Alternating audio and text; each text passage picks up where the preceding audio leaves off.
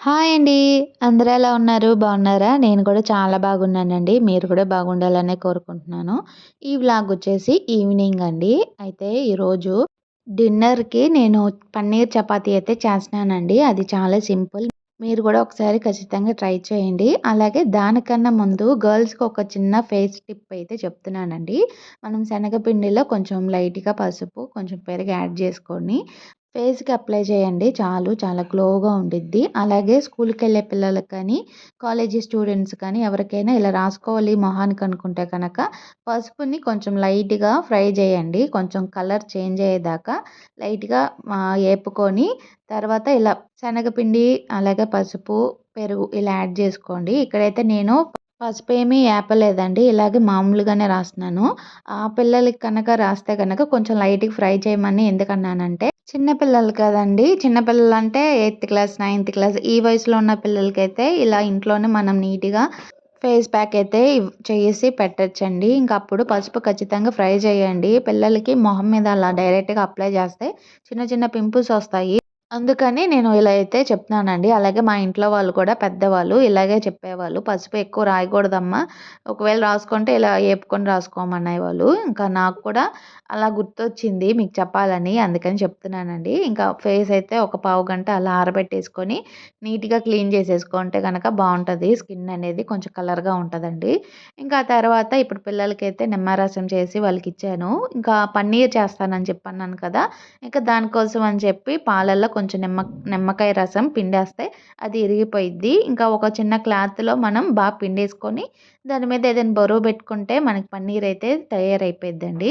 ఇంక ఇప్పుడు పన్నీర్ చపాతీకి చపాతీ కావాలి కదా! అందుకని గోధుమ పిండిలో కొంచెం లైట్‌గా సాల్ట్ ఏసుకొని, కొంచెం ఆయిల్ కూడా యాడ్ చేసుకొని, వాటర్ ఏసుకొని బాగా మెత్తగా కలుపుకోవాలండి. ఆయిల్ అనేది లాస్ట్‌లో పిండి మొత్తం కలిపిన తర్వాత అప్లై చేస్తే కొంచెం బాగా మెత్తగా వస్తాయి చపాతీలు. ఇంక నేనైతే ఎప్పుడు అలాగే చేస్తానండి. ఇంక ఇప్పుడైతే చపాతీ పిండి కలిపేసి ఒక అరగంట పక్కన పెట్టేసాను. మరీ ఎక్కువ సేపయితే నానబెట్టకండి. గంటలు గంటలయితే వద్దు. ఒక అరగంట, గంటయితే సరిపోద్ది. ఇంక ఈ లోపల మా వారైతే డ్యూటీ నుంచి వచ్చారండి. ఇంక ఆయనొస్తే పిల్లల కోసం అని చెప్పి రేగ్గాయలయితే తీసుకొచ్చారండి. ఆ రేగ్గాయలు చాలా బాగున్నాయి. అలాగే ఈ కాయలొచ్చేసి గేమ్స్ ఆడుకుంటారంట. ఇది గోడ మీద రఫ్ చేసి చేతి మీద ఇలా అంటిస్తే చురుక్కుమనిద్దంట షాక్ కొట్టినట్టు. ఇంకా అదే చిన్నప్పుడు మేము ఆడుకున్నాం అని చెప్పి ఆ కాయలు ఎందుకో తీసుకొచ్చి చూపిచ్చారు. ఇంక పిల్లలైతే ఆడుకుంటున్నారు. ఇంక ఇప్పుడైతే నేను పన్నీర్ చపాతీ ఎలా చేయాలనేది మీకు చూపిస్తానండి. ఇదిగోండి పన్నీరు నేను చూపిచ్చాను కదా! నేను ఇంట్లోనే చేశానిది. ఇప్పుడు ఈ పన్నీర్‌ని మనం తురుముకోవాలండి. దీంతో పాటు ఉల్లిపాయలు, అలాగే కొత్తిమీర ఇయన్నీ మనం కట్ చేసుకొని పన్నీర్ అయితే తురుముకోవాలి. నాకెంత కావాలో దాన్ని బట్టే నేను తురుముకున్నాను. నాకొక 2 చపాతీలైతే సరిపోతాయని చెప్పి 2 చపాతీలకే ఇలా తురుముకున్నానండి. పన్నీర్ చూసారు కదా! ఎంత బాగుందో. ఇంకా అది నాకు చాలని చెప్పి పక్కన పెట్టేసి మిగతాది ఫ్రిడ్జ్‌లో పెట్టేసుకున్నా.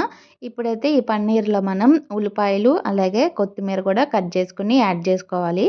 ఇంకా మన ఇంట్లో వెజిటబుల్స్ ఏదైనా ఉన్నా క్యారెట్ కానీ, లేకపోతే క్యాప్సికమ్ కానీ, బీన్స్ గానీ ఏదున్నా సరే కొంచెం లైట్‌గా వాటిని ఫ్రై చేసుకొని, ఆ ఫ్రైని దీంట్లో యాడ్ చేసుకుంటే సరిపోయిద్ది.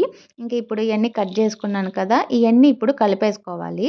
దీంట్లో కొంచెం సాల్ట్, అలాగే కొంచెం కారం, మీకిష్టమైతే గరం మసాలా ఏదైనా ఉంటే వేసుకోండి. లేకపోతే లేదు. ఏదైనా గరం మసాలా వేయాలనుకుంటే మనము క్యాప్సికమ్, క్యారెట్ ఏదైనా ఫ్రై చేయమని చెప్పాను కదండీ! అప్పుడు దాంట్లో యాడ్ చేసుకొని ఫ్రై చేసుకొని పన్నీర్‌లో కలుపుకొని ఇంకా పన్నీర్ చపాతీ అయితే చేసుకోవచ్చు. ఇప్పుడైతే నేను చపాతీ పిండి తీసుకొని ఉల్లిపాయలైతే ఇలా నిలువుగా కొంచెం కట్ చేసుకొని మన ఇష్టం అండి. ఉల్లిపాయలు నిలువుకైనా కట్ చేసుకోవచ్చు. లేకపోతే చిన్న చిన్న ముక్కలైనా కట్ చేసుకోవచ్చు. నేనైతే ఇలాగే కట్ చేసుకున్నాను.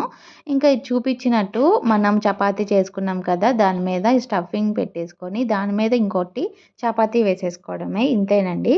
ఇంకా చేసిన చపాతీని మనమైతే కాల్చుకోవాలి. దీన్ని మనం నెయ్యితో అయితే కాల్చుకోవాలండి. అప్పుడు టేస్ట్ అయితే ఇంకా బావుంటది. లేదనుకుంటే నూనెతో అయినా కాల్చుకోవచ్చు. ఇక్కడ నెయ్యయితే కొంచెం యాడ్ చేశాను. ఇలా ఒకవైపు, 2 వైపులు మొత్తం మనం నీట్‌గా కాల్చుకోవాలండి. దీన్ని కొంచెం చిన్న మంట మీద పెట్టి కాల్చుకోండి. అప్పుడు లోపల గూడా బాగా మగ్గిద్దిమాట.